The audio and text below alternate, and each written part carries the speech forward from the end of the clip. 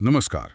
आज हम भारत की अर्थव्यवस्था के पिछले करीब 2.5 दशक के सफर पर बात करेंगे। मतलब 2001 से लेकर 2025 तक। हाँ। हमारे पास जो जानकारी है उससे ये समझने की कोशिश करेंगे कि भारत दुनिया की एक अहम अर्थव्यवस्था बनने की राह पर कैसे आगे बढ़ा। हाँ, ये सफर काफी दिलचस्प रहा है, उतार चढ़ाव भरा। बिल्कुल। सोचिए 2001 में जीडीपी थी कोई 494 बिलियन डॉलर के आसपास और 2025 तक अनुमान है करीब 4.5 ट्रिलियन डॉलर पहुंचने का। हाँ, ये बहुत बड़ा बदलाव है। तो ये सफर कैसा रहा? चलिए शुरू करते हैं 2001 से 2005 के दौर से। तब जीडीपी 500 बिलियन डॉलर से भी कम थी और 2001 में ग्रोथ थी 4.8% के करीब। हाँ, और 2002 में थोड़ी गिरावट भी आई, करीब 3.8%, लेकिन फिर 2003 में एक अच्छा उछाल देखा, 7.86% का। अच्छा, ये किस वजह से था? देखिए, ये भारत के आईटी बूम का शुरुआती दौर था। बीपीओ और सॉफ्टवेयर एक्सपोर्ट्स ने अचानक रफ्तार पकड़ी।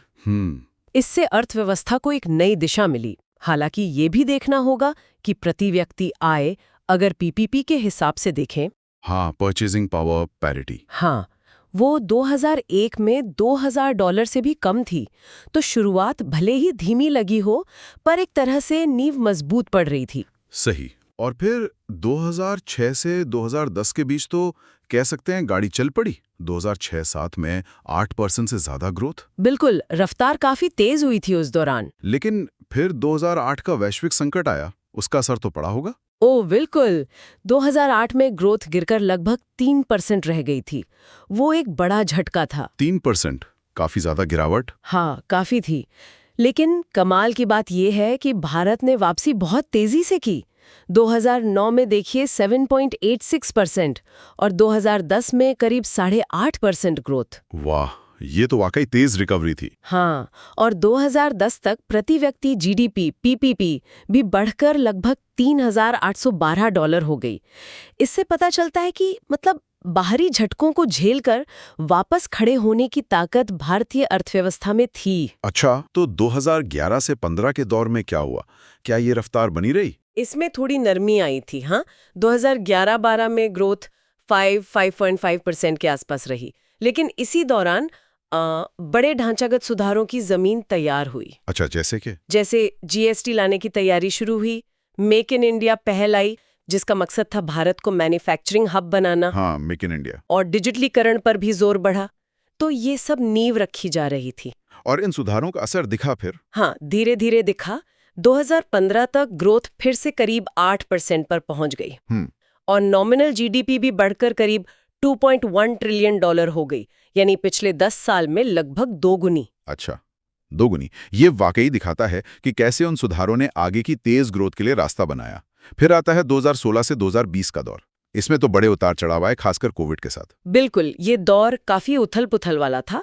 2016-17 में ग्रोथ 8.17% जैसी ऊंची दर पर थी। फिर अगले कुछ साल 7-6% के आसपास स्टेबल हुई। हाँ। लेकिन 2020 में कोरोना महामारी ने सब बदल दिया। जीडीपी में करीब -5.8% की बड़ी गिरावट आई।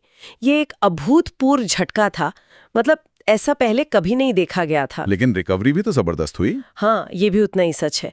2021 में करीब 9% की ग्रोथ के साथ शानदार वापसी हुई। 9%? हाँ, और 2020 में प्रति व्यक्ति आय पीपीपी लगभग $7,000 थी और 2024 तक इसके $11,000 के पार जाने का अनुमान है। पर यह अनुभव एक सवाल जरूर खड़ा करता है। क्या सवाल? कि तेज विकास और वैश्विक घटनाओं से पड़ने वाले असर, इन बाहरी झटकों के प्रति जो हमारी संवेदनशीलता है, उसके बीच संतुलन कैसे साधा जाए, ये एक अहम मुद्दा है। सही कहा।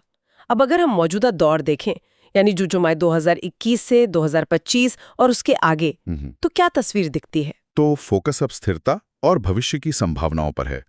वित्त वर्ष 2024 में 9.2% की ग्रोथ के बाद 2025 के लिए करीब 6.5% का अनुमान है। ठीक है, आईएमएफ का मानना है कि 2028 तक भारत करीब 6.3 से 6.5% की सालाना दर से बढ़ता रहेगा और नॉमिनल जीडीपी वो 2025 तक $4.1 ट्रिलियन और फिर $4.5 ट्रिलियन तक पहुंच सकती है।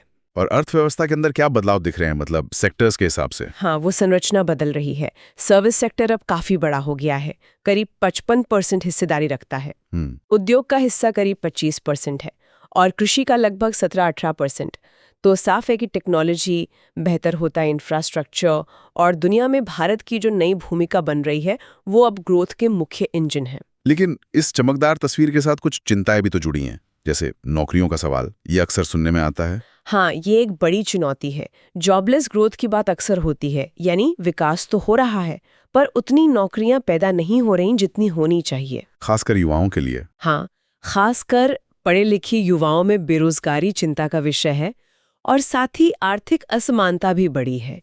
मतलब तेज विकास दर अच्छी बात है पर जरूरी नहीं कि उसका फायदा सब तक बराबर पहुंचे। सही। तो भविष्य के लिए अनुमान क्या है? क्या भारत वाकई एक बड़ी आर्थिक ताकत बनने की राह पर है जैसा कहा जाता है? देखिए, लंबी अवधि के अनुमान काफी सकारात्मक हैं। IMF और वर्ल्ड बैंक जैसे संस्थान मानते हैं कि भारत अगले कुछ दशकों में दुनिया की सबसे तेजी से बढ़ने वाली बड़ी अर्थव्यवस्थाओं में से एक रहेगा। अच्छा। ये भी कहा जा रहा है कि 2027 तक भारत शायद जापान को पीछे छोड़कर तीसरी सबसे बड़ी अर्थव्यवस्था बन सकता है। तीसरी सबसे बड़ी? इसके लिए क्या करना होगा? फोकस कहाँ रहेगा? जोर एक्सपोर्ट बढ़ाने वाली मैन्युफैक्चरिंग पर रहेगा, रिन्यूएबल एनर्जी पर बहुत फोकस है और डिजिटल इकोनॉमी तो है ही।